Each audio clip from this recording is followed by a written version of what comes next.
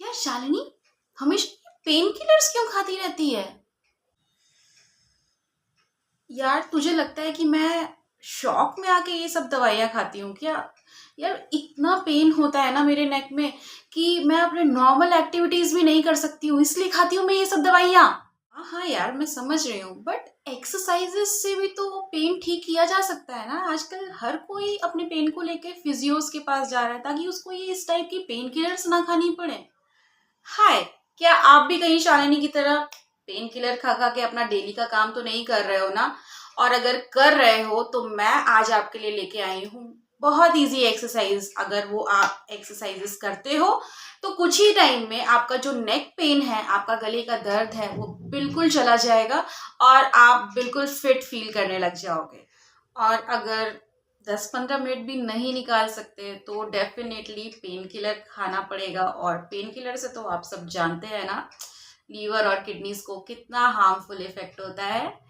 तो मेरे चैनल को सब्सक्राइब करना मत भूलिएगा। मैं हूं नेहा, और अगर आपको इस वीडियो से थोड़ी भी वैल्यू मिली हो तो please hit the subscribe button.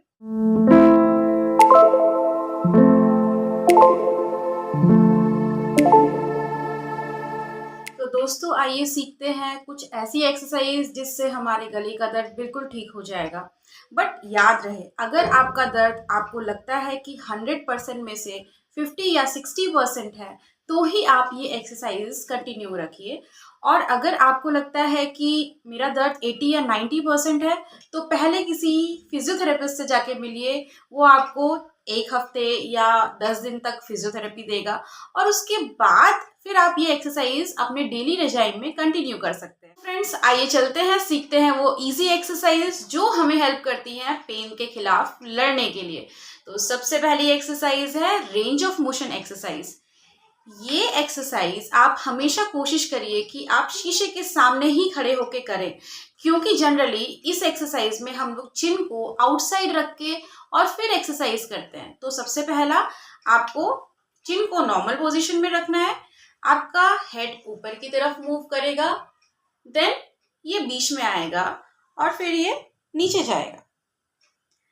ध्यान रखिए, एक्सरसाइज को fast fast up and down नहीं करना है, क्योंकि मान लीजिए अगर पेशेंट को चक्कर आता है तो इससे चक्कर बढ़ भी सकता है, इसीलिए बहुत स्लोली एक्सरसाइज करिए।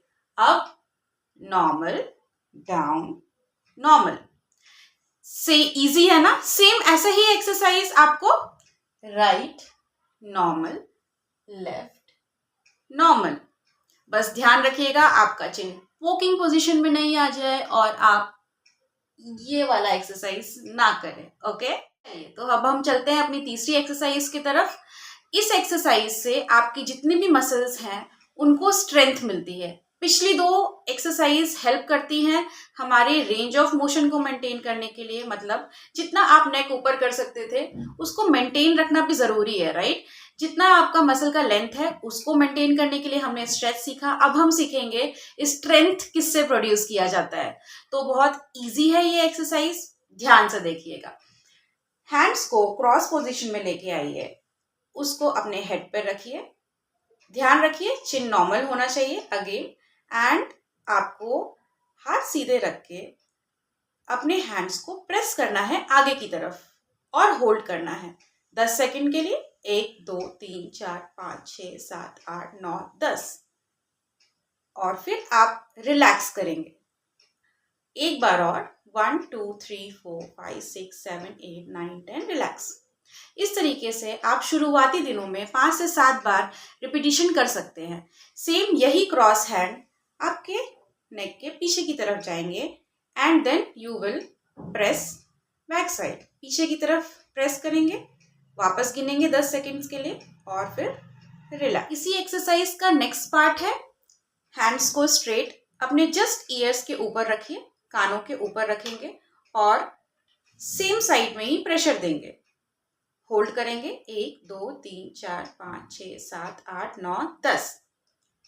ढीला छोड़ेंगे, वापस प्रेस करेंगे 1 2 3 4 5 6 7 8 9 10।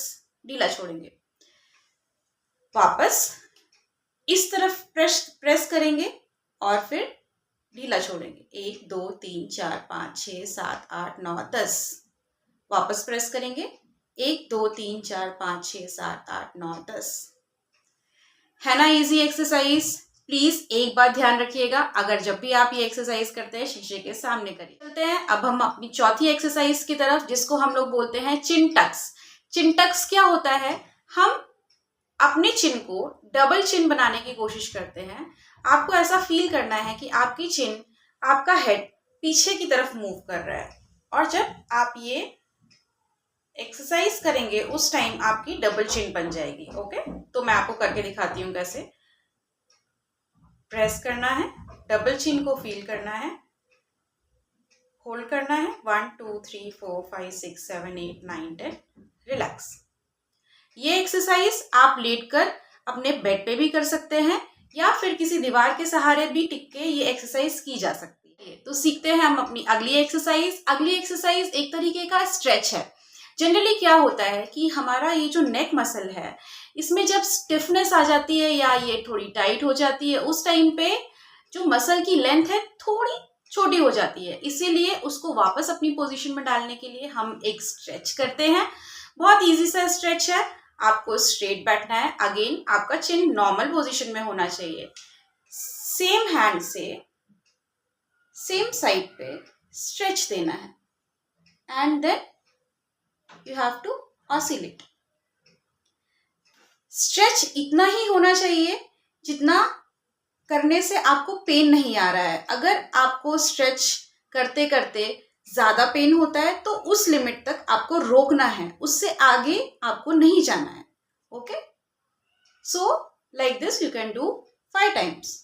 1 2 3 4 5। ऐसे ही आप इस हाथ से सेम इसी तरफ स्ट्रेच दे सकते हैं। ओके, तो स्ट्रेच का एग्जैक्ट पोजीशन क्या होगा? आपको स्ट्रेच फील होना चाहिए इस एरिया पे। अगर आपको इस एरिया पे स्ट्रेच फील नहीं हो रहा है, आगे या पीछे की तरफ स्ट्रेच फील हो रहा है, दैट मीन्स आप ये एक्सरसाइज रॉन्ग कर रहे हैं। इसीलिए मैं हमेशा आपको बोलती हूँ कि एक्सरसाइज जनरली कोशिश करिए कि शीशे के सामने करें। तो आइए चलते हैं हम अपनी 5वीं एक्सरसाइज की तरफ। बहुत इजी एक्सरसाइज है। शायद आप सभी इस एक्सरसाइज को जानते होंगे, लेकिन बहुत कम लोग ये जानते हैं कि ये एक्सरसाइज भी आपकी नेक मसल्स को रिलीज करने के लिए हेल्प करती है। तो बहुत ईजी एक्सरसाइज है। बस शोल्डर रोटेशंस करने हैं clockwise 5 times and anti clockwise 5 times. है ना इजी? तो आप अपनी शालिनी जैसी दोस्तों को बोलिएगा पेन किलर ना खाएं और ये एक्सरसाइज करें। अगर 10-15 मिनट भी ये एक्सरसाइज डेली करते हैं तो जरूर जरूर उनका पेन रिड्यूस होगा, उनको आगे अपने डेली रोजमर्रा के काम करने में बहुत आसानी होगी।